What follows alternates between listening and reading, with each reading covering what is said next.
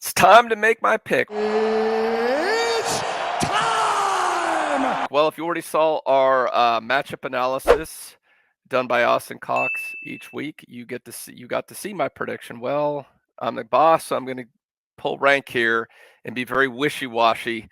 Just not getting the same vibes I was getting 24 hours ago about this team. And the more I thought about it, man, I just have a hard time. They're playing a really good quarterback in Devin Leary. The guy's thrown 21 touchdowns in just 2 picks. These guys do not make mistakes. The 2 wide receivers that plagued Florida State last season in that blowout loss, Akime and Thayer Thomas, they're both back. This team's solid defensively. On second thought, I hate to do it. I think Florida State is trending up, and I think they're in a position where they can win a game. I just don't like this matchup. And the one thing that keeps haunting me when I think about this is the special teams. The special teams been bad for several weeks in a row. They need to win special teams, or at the very least, draw even in this matchup. And I just haven't seen any signs that they're going to be able to do that. Until they do that against a quality opponent that's not going to kill itself, it's not going to make mistakes, I just have a hard time picking Florida State in the win here. Wouldn't surprise me, but I'm going to backpedal. I'm going to be Captain Wishy-Washy here and pick the Wolfpack in this one, 27-20. Sorry to do that. Hopefully you saw my other pick. You don't see this. And I know I had the same pick as Corey Clark. So, if Florida State wins 28-27, which was my original pick, he can get all the glory in this one. But I hate to say it, Florida State loses this one by a touchdown. Hey, I've struggled to figure out a score for this game, and unfortunately, I keep wrestling back and forth, but every time I do, I come up with NC State winning the game. So I'm going to stick with it. I'm going to take the Wolfpack 31, Florida State 24, and hope like hell that I'm wrong.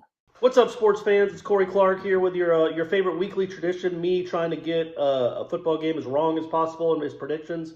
For this one, man, this is going to be a tough one. NC State's got a better offense than Clemson.